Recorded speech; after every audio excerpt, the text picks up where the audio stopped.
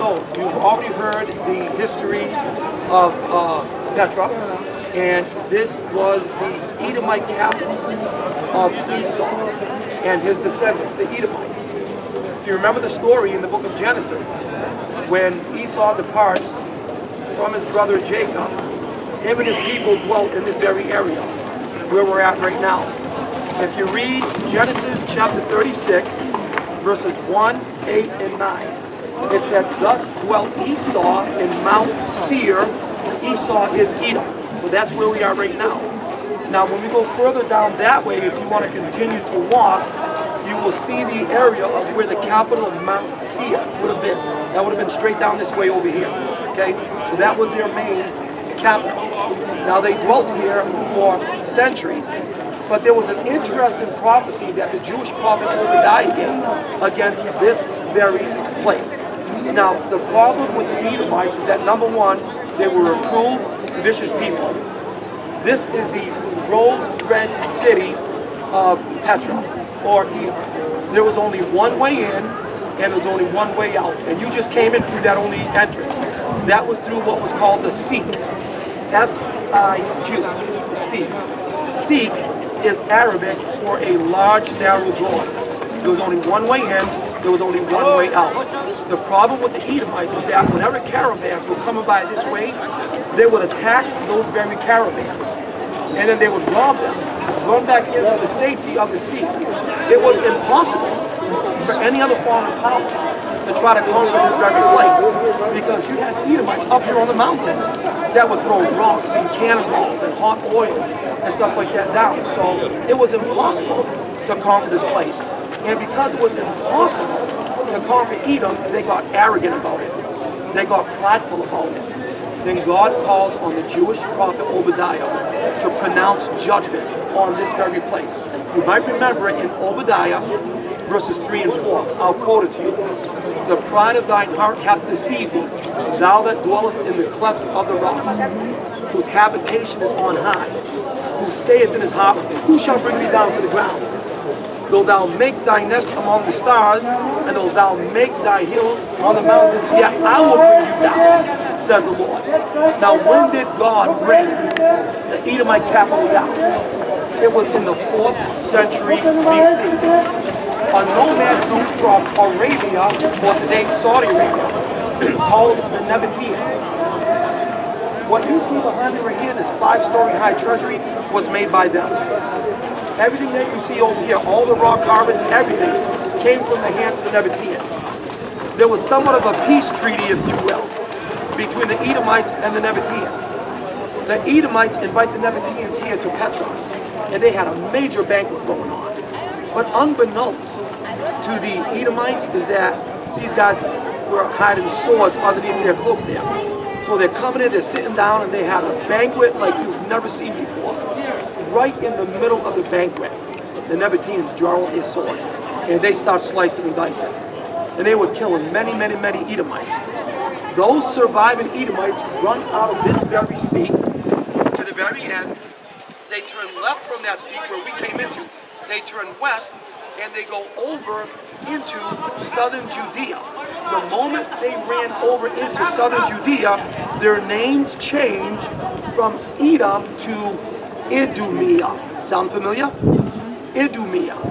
They became now known as the Idumeans, and they dwelt in southern Judea.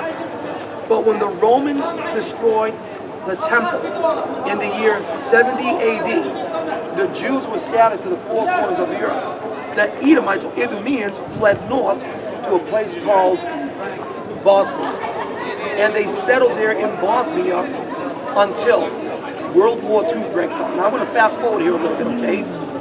World War II breaks out.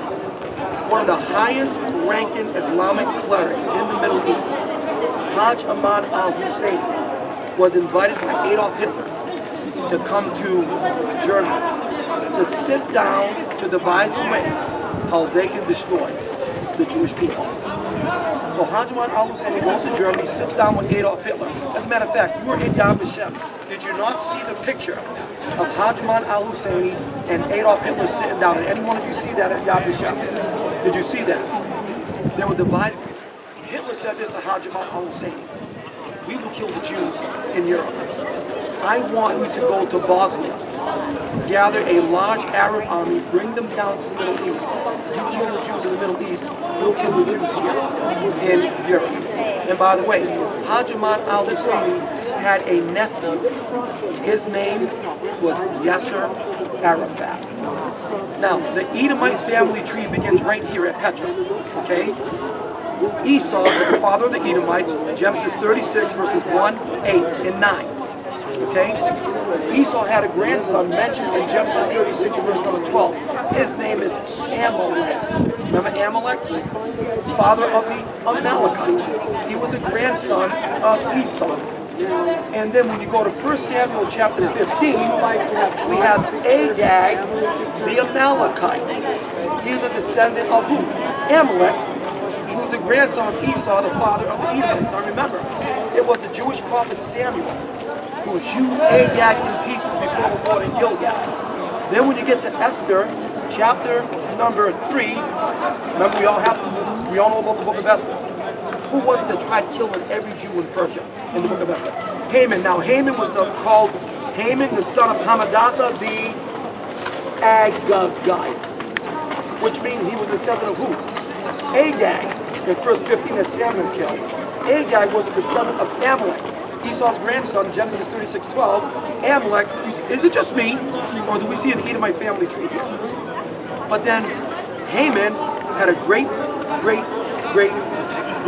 descendant. His name, Herod the Great, ruler of Judea between 37 and 4 BC. By the way, Herod was an Edomite.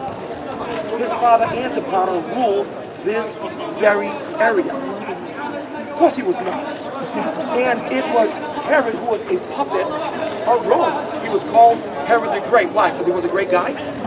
No, because he was a nutball. Okay? He was great because of all his building feats, but he wasn't a great guy. I mean, he killed all his family. He even tried killing all those Jewish boys from 2 years old and under, hoping that he would strike the Christ child. Amen?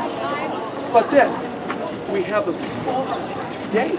They're all around. Who call themselves Palestinians. We believe the Palestinians of today are the modern day descendants of Esau and the Edomites.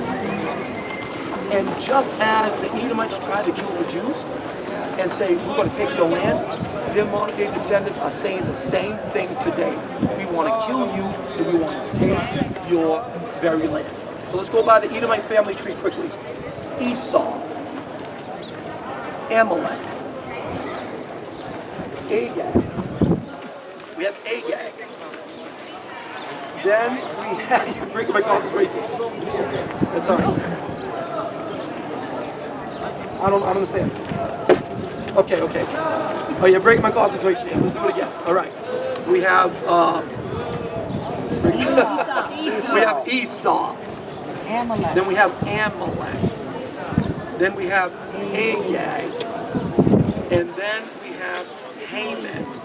Then we have Herod the Great. Then we have Hajjmat al-Hussein.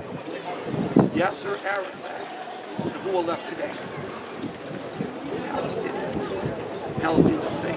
Now, let's fast forward into the future. Bible prophecy. Okay? When the Antichrist confirms a 7-year peace treaty with Israel, he will break that treaty at the midway point of the tribulation period. When that happens, the Jewish people are going to flee for their very lives. But God is going to shelter them at a place called Petra. Now, how do I know? How can I be dogmatic and tell you for sure that this is Petra? We have biblical evidence that it's Petra. We see in Isaiah chapter 16, verses 1 and 4. Isaiah chapter 26 and verse number 20. Isaiah chapter 63, verses 1 through 6.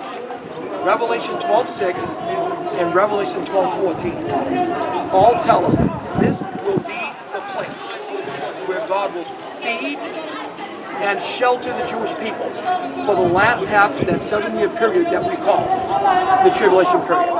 Now, I just learned something new today. I want you guys to look up and see those 4 eagles right there. Okay? You see those 4 eagles up there, okay? Revelation 12:6, and the woman fled into the wilderness on eagle's wings, that she might be nourished for a time, times, and half a time. That doesn't, some people try to interpret that and say, well, the United States will airlift the Jewish people here in Petra. That's not what it's talking about. That's absolute foolishness, because the eagle is a symbol of the United States of America. That's not what it's talking about. That just simply means they're going to flee very fast.